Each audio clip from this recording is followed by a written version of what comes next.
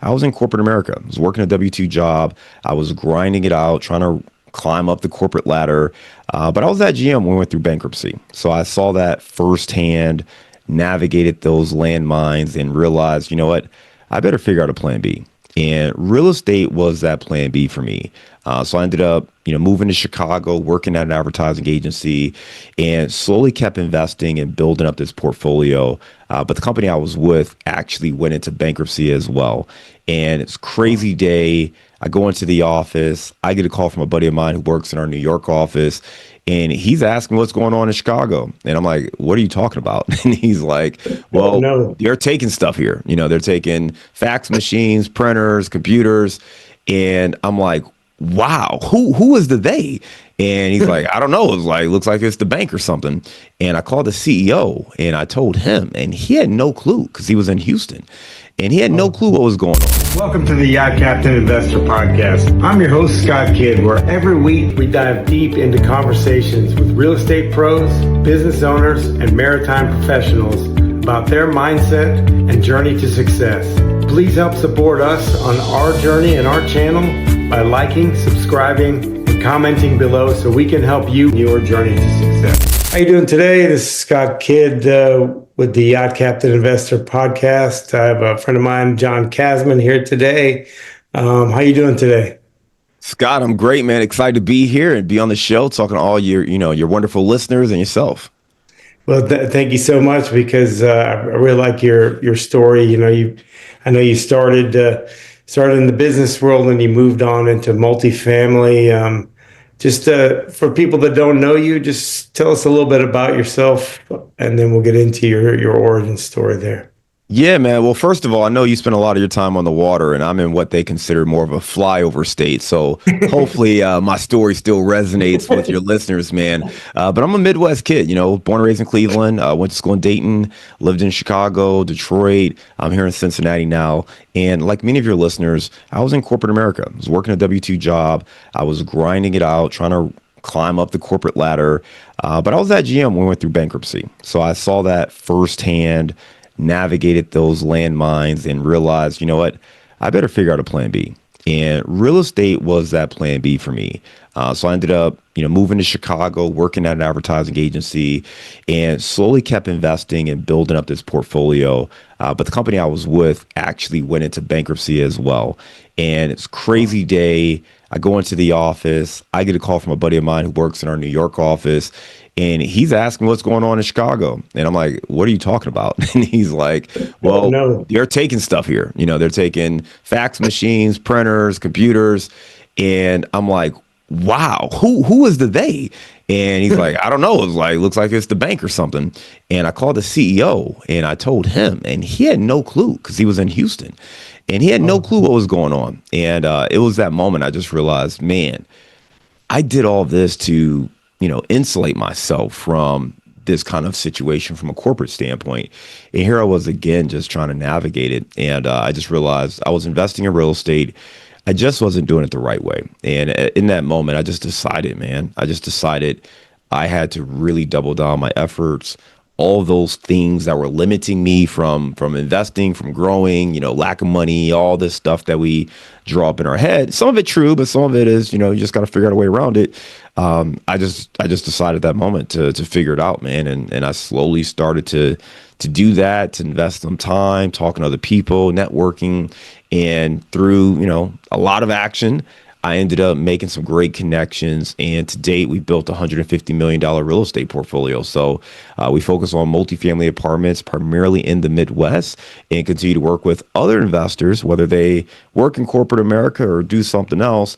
Folks who want to get passive income, we partner with them to invest in our deals. Excellent. I mean, that's, I know we had several conversations about, the Ohio market. A lot of people consider it a flyover market, but I think it's got some really great attractions there, especially with all the tech stuff going on. I mean, it's a stable climate, other than it used to get really cold. I'm not sure how it hasn't gotten cold as it has in the past, but I know there's a lot of data centers and Intel's building chip factories, and Amazon's doing a lot of stuff like that. And there's only going to be more to come. What are you currently working on now, as far as what you're seeing?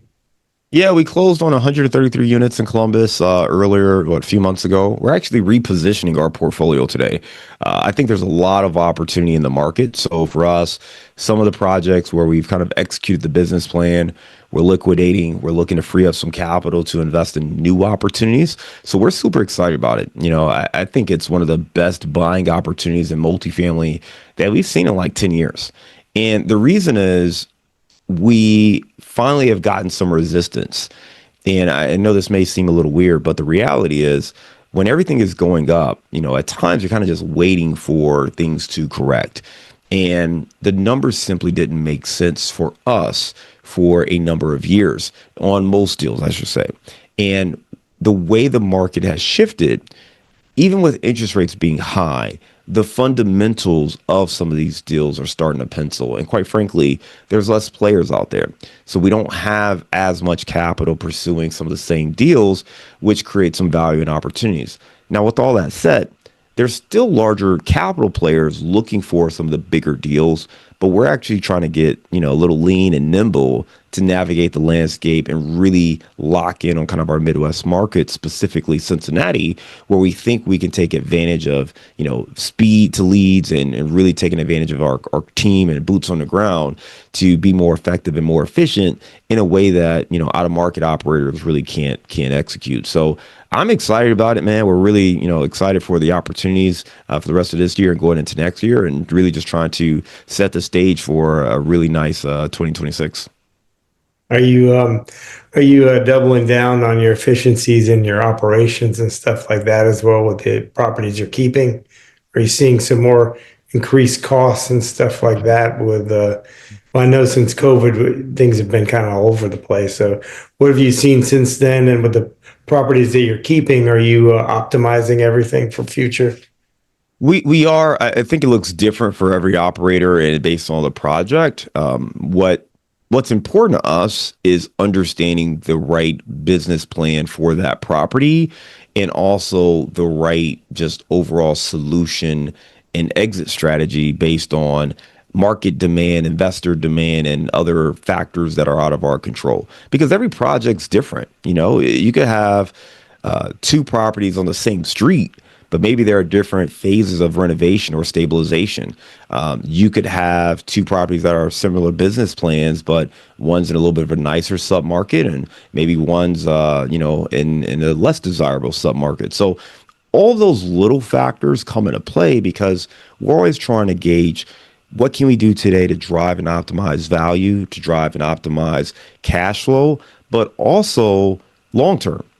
How do we increase the NOI? How do we increase the value of this asset? And when is the right time to consider an exit, which is something that, everyone doesn't think about. I know some investors love to buy and hold and they never think about the exit. When I started, that's how I thought about it, right? Mm-hmm. I didn't know how to factor an exit. Mm-hmm. I just looked at, income, expenses, NOI and cap rate, right? If I knew the NOI and cap Yeah. rate, if I could make money, great. And then it was like, oh, and I can push rents and make even more money. Awesome. Yeah.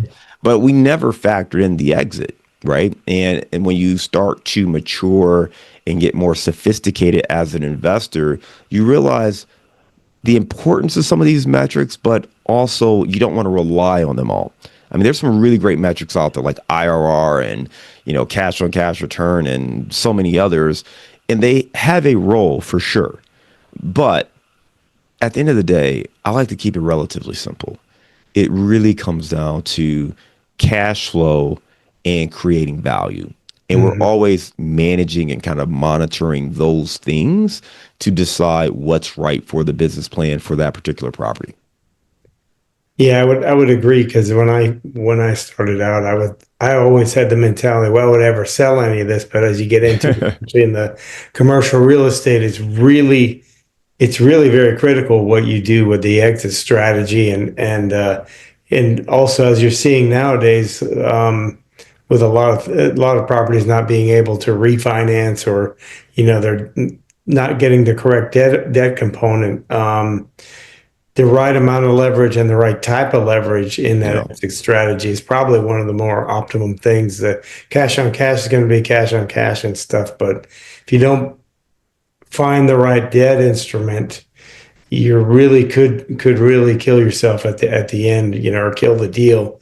Especially what we're seeing now with these, and I'm sure you're seeing a lot more of these things coming online. And so, what are you seeing in your Cincinnati market? Are you seeing a little more private credit coming in? Are you seeing the banks still kind of moving slow, or are they just kind of opening up slowly? Yeah, I mean everything is a bit cyclical, right? I mean everyone gets a little nervous, especially big lenders and big banks. So that's part of the process is, they're naturally cautious, so they're not going to move as quickly, especially when things get a little tumultuous. So some of that's slow, but there's still opportunities. There's definitely lenders out there who are putting money out there. There's certainly investors who are looking at deals, private equity as well. What I would say though, going back to your other point, cash flow is certainly important, but it's not the only thing. Same with rates, right? I think too often we just get into these broad stroke comments and philosophies of, hey, perm debt is great, variable rate debt is bad. And that's just not the case. It just depends on the business plan. Let me give you an example, right? Even let's talk about great cash flow. You could have a property that delivers phenomenal cash flow, let's say double digit cash flow out of the gate and for 5 years, right? However, if the demand for that area, the demand for that property doesn't grow, you may not have created any additional value in that asset. So if you buy a property for, say, $2 million, you could have great cash flow for 5 years, but it may still be worth $2 million 5 years from now. And that's part of the strategy you've got to factor in is like, there's a balance of cash flow and kind of what you live off of from a distribution standpoint or from the monthly income. And then there's the value creation over time, the appreciation component. And you want to have the right mixture to really create value and mitigate your risk. There's nothing wrong with having a strong cash flow deal that doesn't appreciate as long as you know that's what it is and you can manage that. On the flip side, probably nothing wrong with having a property that doesn't cash flow, but it's going to appreciate crazy over time. But there's more risk because if you don't have cash flow, you may be turning those keys in sooner than you want, right? So there's always the balance in a business plan. So I would say it's too hard to get into like the specifics of like, hey, this market is doing this or hey, this is doing that. It really comes down to the business plan. What I will tell you is in the Midwest in particular, it's smart and savvy to focus more on that mixture of cash flow and appreciation because these markets do not appreciate at the same level and the same rate as some of those coastal markets. Arizona, Texas, Florida, even Georgia and the Carolinas, those markets tend to go up pretty high when everything was on fire. But when that new supply came online and interest rates shot up, you saw the value start to come down. The rents started to come down in those markets, and that hurt a lot of investors. In the Midwest, you don't have those swings quite as wild as far as the rent growth or the demand. So it's a little bit more predictable. It's more stable. And that's one of the reasons we love investing in the Midwest. Yeah, I would imagine it's much more steady. We've done a lot of research and stuff in the Columbus market, especially. I worked on a few deals that didn't work out there in Columbus, but it got pretty competitive, and I still love the market. I don't consider it a flyover. I think it's a fly-in place that I think is going to has a lot of legs to it, just because. I mean, it's a high quality place to live, and that's one thing that a lot of people forget is that, the resident experience, happy residents, happy investors, if you focus on that, that's what is the best thing you can do to keep improving the property. Because if they love living in there, they're probably going to stay for quite some time. Are there any emerging regions? Are you solely focused on the Ohio region, or are you looking at other areas? Yeah, I mean, there's a number of emerging regions. I mean, what makes sense for us is closer to home. So certainly Ohio, Indiana, Northern Kentucky, we absolutely love. Kentucky, even Tennessee is pretty hot at this point anyway, but we like that area and that region of the country. But the Northeast has been on fire as of late as well. Doesn't fit us, it's a little further away, and we don't have any competitive advantage there. I think the Southeast and some of those Sunbelt markets are starting to come back around. Supply has kind of started to even out a little bit there with not as many starts of new construction. So you're starting to see some of that come back online. I think the biggest thing, though, that I would push your investors is the last couple of years have been a bit of a challenge, but that's not necessarily indicative of what's going to happen over the next couple of years. I think there's going to be opportunities, and it's so important to stay focused on your investing thesis and your investing goals because there's going to be more opportunities now. And sometimes you need a bit of turmoil or some friction so you can find deals, right? I mean, if every deal is great, then you're not going to make money. So we need some deals to not work out. So there's opportunities. We need some investors on the sideline. So when people go to make their offer, they actually can get it at a pretty good basis. And that's it. It's unfortunate, but it's the reality is I think we've been on such a high for so long that the market realities haven't set in. You know, to paint this picture, right? I bought my first real estate property in 2012, right? My first 2-unit or first multifamily, 2012. And then we started slowly buying more smaller multifamily after that. Bought a 3-unit building, bought an 8-unit building. And in 2018, I remember going to an event and there was a speaker and they were talking about just the market and the economy. And what they basically said was, hey, it's frothy, it's at the top. You want to sell everything and get out. This is 2018. So, I mean, for about almost 10 years, we were hearing that the market was at its peak. You got to get out, right? And it just goes to show, just similar to stocks, man. It's like no one ever knows. You can't really time the market. The best thing you can do is create a plan, create a strategy where you're constantly investing and you can ride and navigate the market based on what makes sense for you at any given time. So for us, we would have loved to have bought more properties over the last 5 years. We just didn't see as many deals that penciled. I'm very bullish that we will see deals that pencil over the next 24 months, which is why we're looking to get more aggressive with our actions and positioning ourselves to take advantage of these deals. And we invite other investors to join us.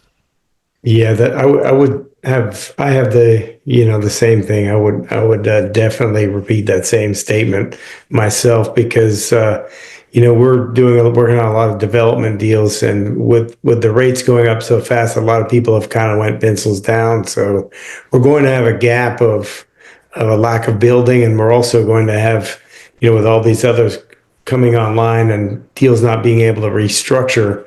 Those are going to need to be redone and turned over as well. So we'll see a good portion of that. So there's going to kind of be a gap in the market over the next 24 months, I think so. And going forward, we're still going to be a shortfall of amount of units that we actually need. So how does that play into what you've seen over the last couple of years with investor sentiment, and what do you see going forward with them to kind of piggyback onto what you were just talking about? Well, I mean, investor sentiment in general has certainly soured to a degree, right? I mean, you don't have as many people excited about multifamily. I've got a good friend who, you check her LinkedIn page. She, has very few positive things to say about multifamily. Yeah, I think I know who you're talking about. Yeah, and she's a good friend of mine. It's funny because she's gung ho multifamily, but she's now doing other asset classes. But here's the truth of the matter: multifamily didn't change. No, it didn't. It just got super hot and the environment was right for it to excel, and people stopped investing using their fundamental strategy. I mean, think about it like this. If I told you that we were going to buy a brand new Class A luxury apartment community, but we're going to put variable debt on it, we don't really have a clear way of creating value because it's brand new, but it's just going to go up in value over time. And we're going to get a 2-year bridge loan with 3 1-year options. I'm telling you that today. You Hmm. probably recognize the flaws in my strategy, right? Hmm.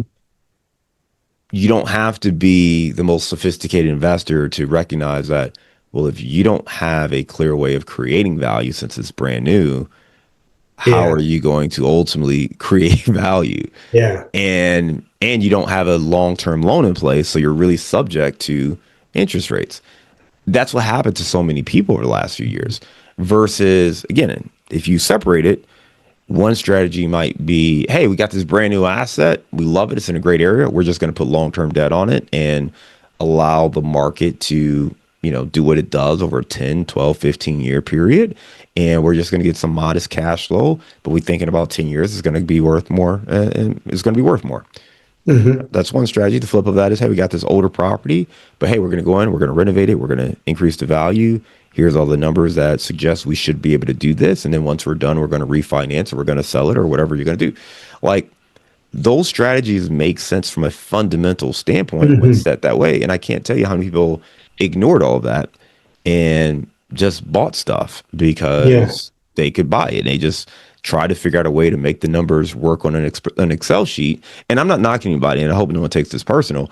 It's just, it's the thing that we've seen with investing in business in general, right? You go back Yeah. to the last economic downturn. I mean, they're giving away loans to people who Should not have been could, loaned. just because they could breathe. I mean, hell, they gave me a loan when I was in college. I was a junior in college, and my stepmother and I were gonna do a group home, and I worked like a part time job. You know what I mean? Like my income was like less than $20,000, Oh man. and somehow these are the no doc loans kind of thing, right? Man, somehow they approved me for this loan, even though I didn't live anywhere close to the property and all this other stuff, right? And in hindsight, I'm like, oh, well, no wonder if y'all were doing this all over the country. Yeah. Yeah. No wonder there was a house, there was this mortgage crisis, right? And that's it. So it's not, things today aren't that bad, but on No. the same note, what happens when things get hot is people start to move away from those fundamentals and those principles that they've learned just to get that volume up or just to make money, just to do deals. And unfortunately, that situation can't last forever. So I think it's really important to just stick to your fundamentals. I'm not saying you can't be creative and figure out ways to make deals work, but I do think it's important to focus on a deal by deal basis and focus on operators that have a proven track record. And Yes. just on that point, everybody looked great from 2015 to 2022. I think if I'm an investor today, I'm asking about the last 2 to 3 years. I'm Mhm. asking about decisions. I want to know about the properties. I want to know how you were as an operator. And from our standpoint, we've got deals that we're going to be exiting and delivering, quite frankly, close to almost a 3x return in this environment that we did buy in 2021. So I hear people talk about like, oh, anything bought in 2021 is not, that's not true. No. It's not true. And we can't generalize that. So we have deals that have performed really well. We have had deals that were challenged that we had to drag, drag to the finish line. They were dragged to some operational performance. But it really comes down to the actual deal, the business plan, and building in some conservative traps so that if this happens, we know what we're going to do. And it's not to say that we're perfect, we're not. But on the same note, I think it's really important to understand who you're investing with, understand how they look at the business, and how they're going to protect your capital in case you are faced with a challenging situation. Yeah, that's so very true. It's all really about the operator. That's one of the things that I always tell people, and I keep saying it over and over is, especially, fund of funds or sponsors, look at the manager, their track record. And I have like a list of 120 questions that I go through, and I give it out to people because if they're thinking of investing, that, really, they should have their own set of questions, but that's at least a good guideline. And then the first 50 of them are all about the sponsor or the fund manager and, their track record. One of the really important questions I think is, what was your worst deal and how did you make it succeed, or how did you get out of it? How did you, protect the investors? And, because things, you know, there were certain things that looked great, maybe 2020, and that 3 years later, things resetting right in the middle of the of that whole rate spike and everything else, which was unanticipated. But like you were saying, to your example of the bridge debt with 2 years, one, and one, that's obviously not a long-term strategy like your 10-year, like we're going to keep it for 10 years. Because if somebody tells me that they're going to keep something for 10 years, that's kind of a more long-term strategy of, and granted, if anything happens in between that where, hey, this is a good time to sell, you're in a good position. But if you're at that 2-1-1-1, you're beholden to every one of those, resets of loans. You got to pay. It's not like those times when money was cheap, and people are turning over deals in 2 to 3 years. Everyone got used to that and doing that. So then 5 years, I think, is long term, but really 5 years should be at least your minimum of what you're looking at. I don't think anything is realistic before that. You always need to kind of have that guideline there. And Scott, I think it's important to understand the how, right? How do we end up in that situation? Because it's not to say these people were foolish or made poor choices, or whatever. It's not for criticism, right? That doesn't help anybody. It's important to learn, right? Just to learn, so you don't fall into the same trap or the same kind of mental mistakes. And part of it was interest rates were so low for so long that folks didn't anticipate what was a historic run up on interest rates, right? You may have decided, let's assume they go up 100 basis points, or maybe 150, maybe 200 basis points, right? Nobody assumed that rates are going to go up 5%. You know what I mean? Like that wasn't something any logical person, no economist, no investor, like no one had that in their cards. And it's not to remove responsibility. And it's something I tell my kids, right? It may not be your fault, but if you're the one impacted, you got to be responsible, right? It doesn't help to point blame and all of that, but you also got to recognize you're responsible for your investments, and we got to learn from it. And that's why I go back to, as an investor, if you invested in deals like that, if you're the operator who put together deals like that, it is what it is. That's in the past. You can't do anything about it. Learn from it, adjust, and go forward. And that's why your question is so great about asking about your worst deal or a deal that didn't work out, because a good operator is going to learn from that mistake, and they're going to adjust their investing thesis so that it doesn't happen again. A bad operator is simply going to blame interest rates and the Fed, or a bad contractor, or a bad property manager, or a bad partner. And they're not going to take accountability. They're not going to own what they could do better. And they're going to be subject to the similar mistakes on the next deal. So those are huge red flags that I'm looking for when I'm looking to partner with somebody, invest as an LP myself, or when I'm looking at a deal that I want to take on. And if I can, I know you've got 150, that's a crazy amount of questions, man. I hope people aren't sitting down. No, you don't need that many. You don't need, it's 125, but most of them kind of piggyback off each other. Okay. And a lot of them are kind of similar to what you were just talking about, like red flags are. Yeah. Because it's I try to be thorough, because most of them just like, I would, maybe answer them while I was talking to you, because I just make notes, and I'd be able to answer all those questions and by your track record and everything. And, that brings me to a great point where you were saying that it's not your fault, but it is your problem, and fault doesn't bring solutions. Pointing the finger at someone that doesn't solve anything. It doesn't fix anything. We don't learn from it, like you were saying. And I think that's a great thing to definitely tell your kids and stuff. And I've done the same thing with my kids. Those kind of things are learning moments, and that type of operator, you're correct.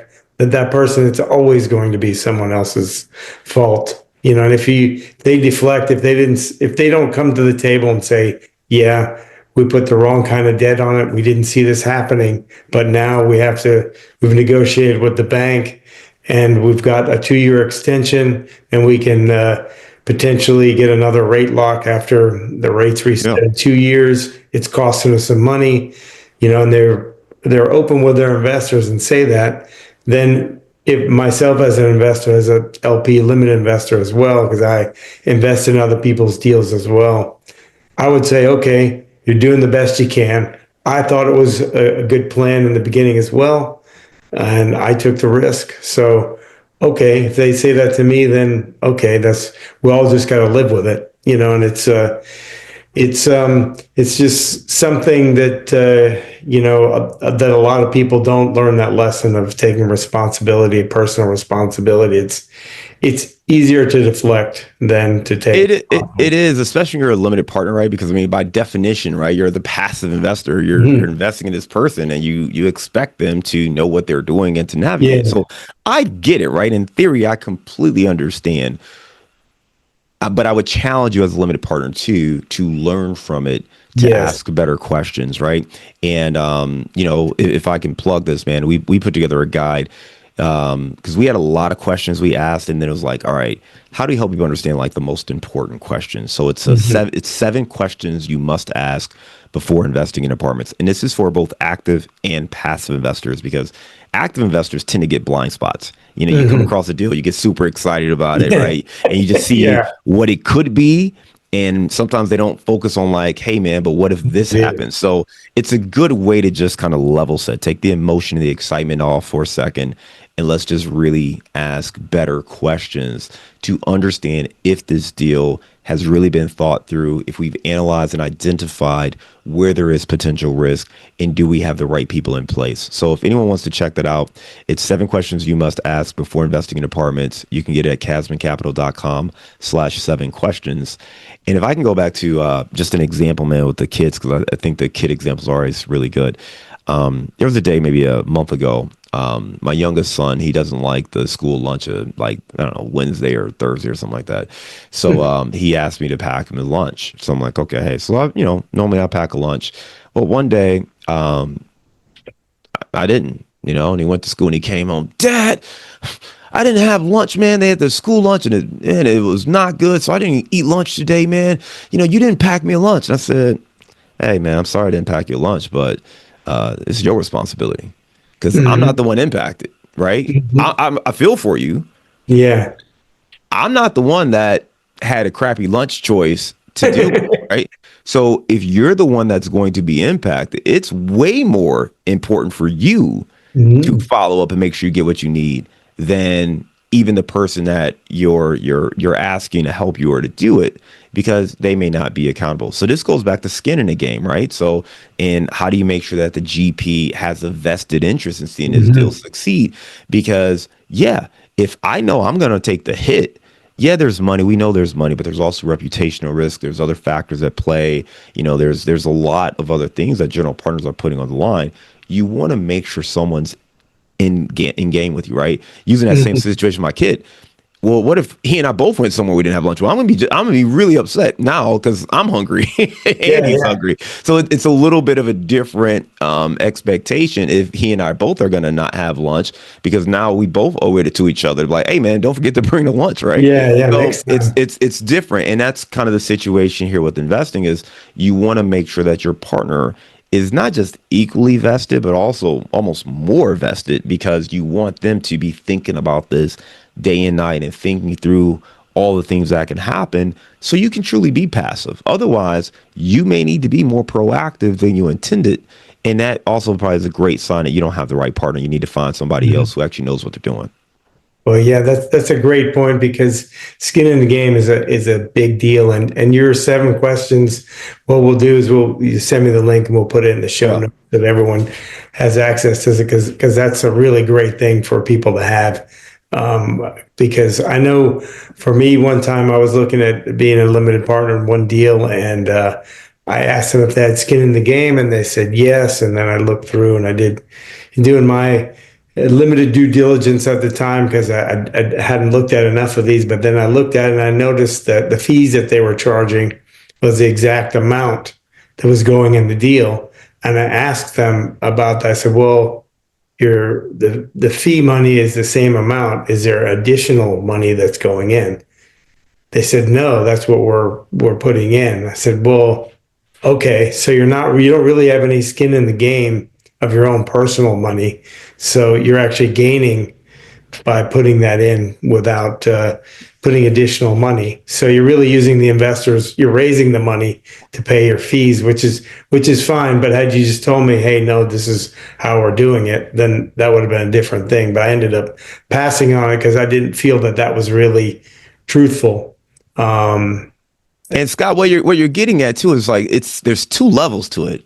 One Yeah. is, do you have money in there? And quite frankly, some operators are not in a position to do that. The Yeah. bigger issue is misleading you Yes. into thinking That's that what they it was. had more money Yeah. into it than they did. And now that trust is broken, where Yeah. now you're like, well, what else are you, Yeah. Yeah. misleading me or That's using just, wordsmithing me around? you're just peeling back the first layer and Yeah. what you see could be rotten underneath, Yeah. Yeah. because, had they told me like, well, hey, right now we're pretty, we're strapped as far as cash, but we're doing this deal and we're going to put our fees into the deal. That's a different thing than, yes, we have skin in the game. Or it's just it might be semantics to some people, but for me, it was more like you said, where I felt like I was being misled. Had they told me that at the beginning, I would have been like, okay, well then that's fine. They're not trying to hide anything. Their fees are the same. And Scott, I would share for any young operators or newer operators who maybe don't have the funds to invest in the deals right now. Please listen to what Scott just said. It's not that. I mean, yes, it helps to have your own money in the deal for sure, but most people recognize that you may not be in a position to do that. Be clear and upfront. And Mm-hmm. what we really want to know, we want to know that you have an incentive and you are strongly incentivized to see this deal perform, because the alternative, or what we're really scared of, is that you're getting a big check day one when you close and you really don't care what happens after that. Mm-hmm. That's every investor's fear, right? Is that this person isn't highly motivated to do what's best for me as the limited partner, because they already made most of their money. And yeah, of course, we'd love to get our promote on the back end. But if something happens, we don't. And if I could share a story, I won't give names, but I got a call about a year ago from a group on a deal. And that was exactly the situation they were in. The deal had gone sour and they were not going to be able to get their promote. That was clear based on where the deal was. Well, guess what? They didn't have a whole lot of motivation to figure out how to make the deal work at that point. Yes, they wanted to return LP equity, but no matter what they did, they weren't going to get paid. So how hard do you think they really worked?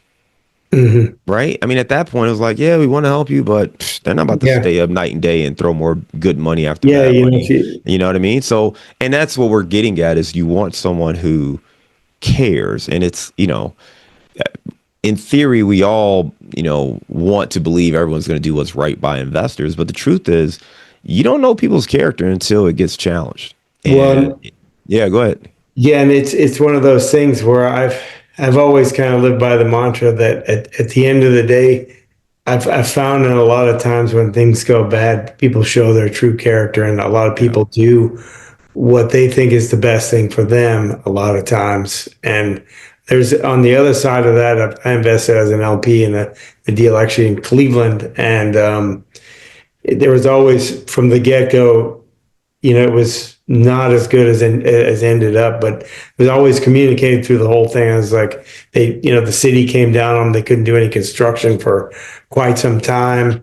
They had bad tenant issues and stuff like that. And, flash forward a few years later, still haven't gotten any distributions, but they were looking at doing capital calls and they said no. And the operators put their own money in, and they have since that point.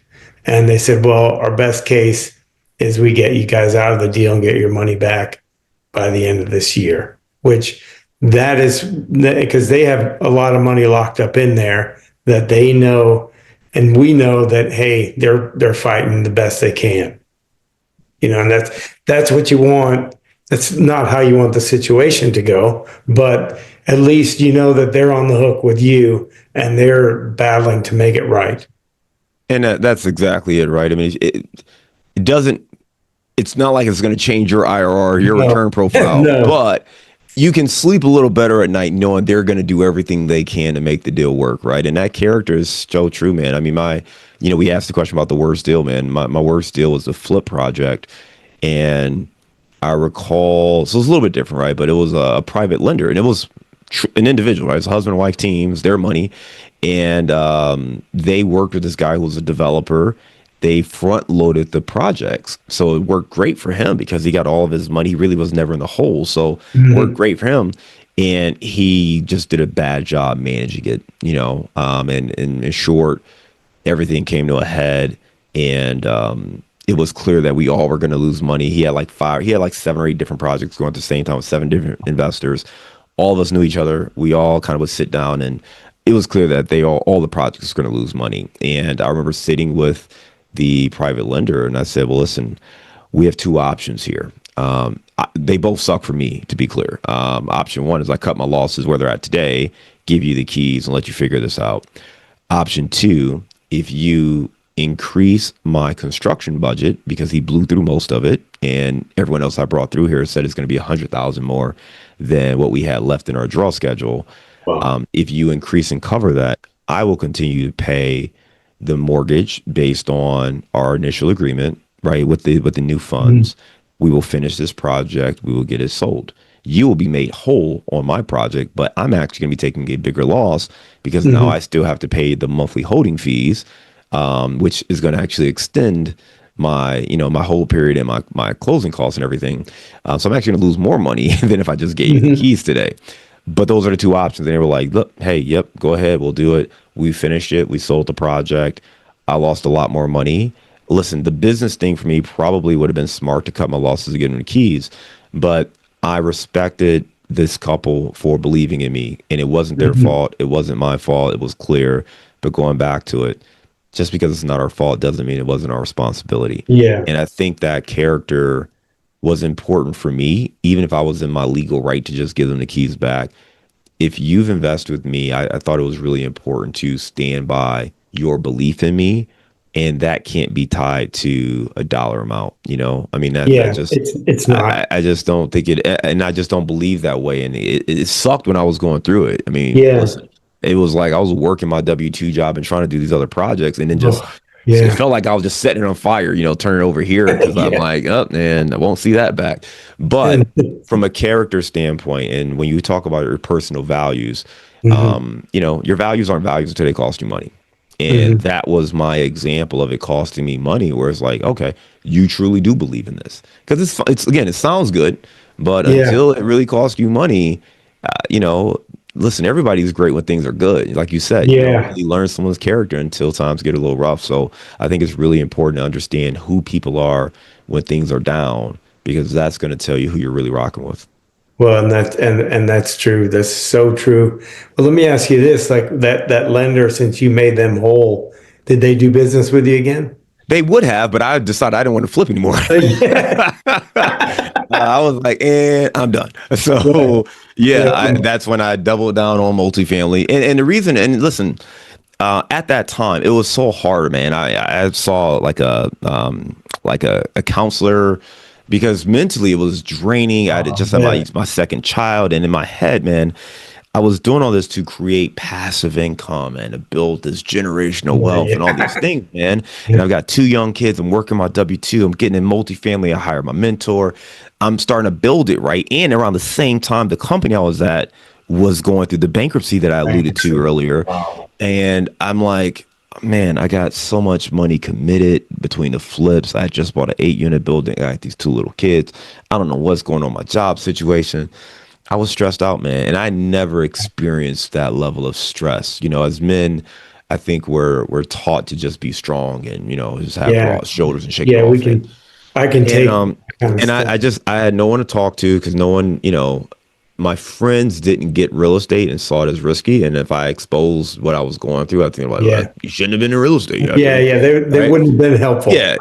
No help there, right? I had a mentor, and I felt almost ashamed to come to him with what I was going through, right? Like I was a failure and a disappointment. So I just remember like holding it all in. My wife, anytime we talked, I could see the stress. So I would start hiding like how bad some of that actually was, because I'm like, well, when I start talking to you, you stress out. And then I'm like, okay, well, that's not helping anybody. And you don't want to put it on her. So I just felt like I had to be the person carrying the burden, man. So I ended up seeing this guy, and I'm guessing he's a accountant. I don't know how to describe him. We were at a BNI meeting, and another investor kind of introduced me, and I'm like, maybe I should talk to somebody. I don't know. So I'm like, sure. Yeah. So I sat down. I think he called himself a life coach, but either way, I had never done any of that, right? So I'm talking to this guy, and I'm sharing what's going on, and I don't know what the hell I thought his job was or what I was going to get out of it, but I'm just unloading, man. I'm just like, finally, I can tell somebody all this stuff. And he says to me at one point, he's like, and he leans forward. He says, John, it sounds like you're failing forward. I'm like, failing forward? Man, look, I thought you was going to give me the solution to this. Did you not look at me? I'm waiting on like, oh, just pay this guy off with this and talk to my lender guy. Like, I'm waiting on a real solution. This man talk about some failing forward. I'm like, I can't do nothing with this. So I'm pissed, man. That was the last time I saw him. I left. I'm like, all right, he's a quack. But years later, it settled in and clicked, man. And here's the reality. I had another buddy, I was talking to him, and he said, investing is a game. And what happens is so many people get caught up in a bad turn or a bad event, a bad play, that they want to quit the game. And that's not how it goes, not for those who want to win. You don't get to play a sport, have a turnover, and just say, okay, well, I don't want to. I guess we quit. I guess game's over. There's still time on the clock. You're playing a board game. You roll the dice and you lose 3, go back 3 spaces. You don't just walk away and say, well, I guess the game's over, right? And investing is the same way. You have to focus on your goal. Every investment, it's just a turn. It's just a play during the larger game. And you just have to learn from it and adjust and stay focused on the outcomes you want. It's not that syndication deal you invested in or that stock or this, flip project. Those are just terms. They're just turns. Now, when you're in it, I get it. I mean, I was there. It doesn't feel like a turn. It feels like your entire identity and your entire life, but it's not. And when you can start to separate that and just learn from it and say, okay, hey, you know what? Here's what I like about this. Don't really like this aspect about this. Or here's what I'm realizing I'm more comfortable with, or I got a really good team with. Now you can learn how to win the game, right? If you can do that, you're going to find success. And for me, I learned I'm not a flipper, man. I just, the things I loved about multifamily were the simplicity of it. There's somebody's going to pay rent. My job is to collect that rent, and for that rent to cover all the expenses and put some money in my pocket. It's that simple. Flipping was a completely different game. That was a race against the clock to finish a project and get it sold before my holding costs, ate up all the profits, right? That's a way different thing. You got to manage construction crews and be on site. That was a different animal than rentals at scale. Because I can manage, there's 10 apartments or even 100 apartments. How many people are in these apartments? How many of them are paying me? What are all my expenses? And how do I just make sure there's more money left over at the end of this? Like that to me that's just basic business and basic math. And you can solve those problems easier. Okay, well, hey, we only have 90 out of the 100. Okay, how do we get the other 10 rented? Okay, we got to do this and this. Okay, we can. That's easier to manage. But when you have zero income coming in and all expenses, and you don't even have something that's done, so you're racing the clock. And by the way, you're not used to managing blue collar painters who aren't necessarily the most truthful people in the world, right? So if I'm at work downtown and they're telling me, we're gonna paint that tomorrow, I actually thought they were gonna paint it tomorrow. And you know how gullible I was? I thought they were gonna show up tomorrow and paint. Thought they were gonna show up for once. But so I was like, you know what? I'm not gonna show up tomorrow because I'm gonna let them finish, and I'm just gonna show up Friday. Well, guess what? I show up Friday, they ain't did nothing. Nothing's done. Nothing, right? And it's just I had to shift the mind, and it took me a minute to realize, like, I can't manage this like I manage my advertising folks. This is not corporate America where if you tell me you're going to do something by Wednesday, it damn sure better be done by Wednesday, or you better be calling me or emailing me, telling me, hey, man, I know I said Wednesday. Here's what happened. Can we get this to you by Thursday? Like, if that's not happening where you're proactively communicating with me, it's a problem. And I didn't realize the renovation world, the blue collar world didn't work that way. And I was so far removed from it that I didn't process that. And that's the learning curve. But again, in multifamily, I'm mostly dealing with more professional property management companies, more professional contractors in the sense that they're licensed, insured, and bonded. So they recognize the importance of actually following through, or at least managing kind of these client relationships. So it's so much easier for me. And that's the thing that's wild if you don't get it. But managing a 100-unit building is so much easier for me than managing a single family house. And it's for the reasons I said. I'm dealing with professionals. So yes, there's bigger numbers involved. So you still have to verify, you still have to confirm what's going on. But that's so much easier for me to manage that than being on site and making sure that, the drywall guy showed up at 2 o'clock like he said he was going to.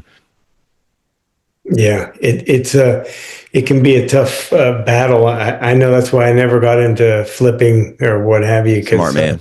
It's it's because I had friends that were doing it, and it just seemed very transactional, and they were always going after the next one, But they had good systems in place, and they had, crews, and had a construction background, and I don't have that. I mean, I've done large projects on yachts and stuff, and done major refits, cars, trucks. We had trucking business when I was a kid, airplanes, stuff like, and all kinds of stuff like that. But I wouldn't take that on just because I wouldn't think those skills transfer over, because you really have to do that. But getting back to your point about failing forward, I like that sound because,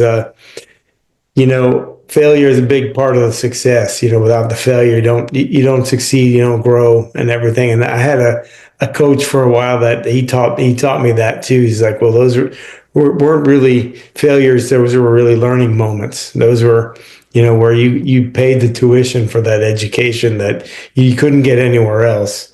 And without doing those things, you're never able to grow into that person you need to be to where you are now and to where you are going.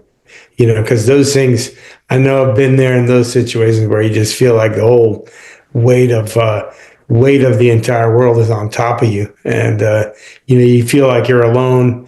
And a lot of times, if you just open up and talk to them, like to your point, as men, we're supposed to take it and be on. We can take all of it. We're a man, whatever. But if you really look at it, like anybody that's built any big company or anything, they didn't do it by themselves, or any large organization. They did that with a lot of other people and a lot of help. So I always thought it was kind of very misguided for us to think that we can do it on our own, even though we're taught to be independent and say that, but we can do a lot of other things. But it's okay to put your hand up and say, hey, I need some help, and that was a tough thing for me to learn as well, because I was brought up that way as well. And I think it's something that us as men need to talk about more, that, hey, we need other men, other women, other people to talk to, because I've been there where, like, you're in these situations when you start telling your wife, you get really frustrated and you put it all on her, and then she gets stressed out, and then the family gets stressed out. Then you're more concerned, and it just kind of spirals even more. But no, I like, here's to failing forward. It obviously worked out for you. And I'm really glad that it did, because we wouldn't be talking here. Wouldn't have met and everything. And these things happen for a reason. And I really appreciate you coming on and sharing your story and your journey and everything. For people that want to know more about you and what you're working on, what's the best way for people to get in contact with you? Yeah, so the biggest thing is, we're all about educating others on scaling a multifamily portfolio. There's two ways to really do that. One is through direct education, coaching, and mentorship. So we do offer that. The other is through investing. But the best thing is really check out that guide. 7 questions you must ask before investing in apartments. Check that out. And then I also am the host of the Multifamily Insights Podcast. So you can check that out anywhere you listen to podcasts. That's readily available. And just check out those 2 things, man, and let's connect. And I'd love to hear more about you and where you're at in your journey and see how we might be able to help. Well, thank you so much, John, for coming on and sharing your story and everything. It's been really great. Thanks for having me, Scott. We'll do. We'll definitely follow up and see how much more forward we can take this thing. I'm Scott Kidd with the Yacht Captain Investor Podcast. This last story that John just shared is just living proof that the best investment you can make is the one you make in yourself. Thank you. We'll see you guys next time.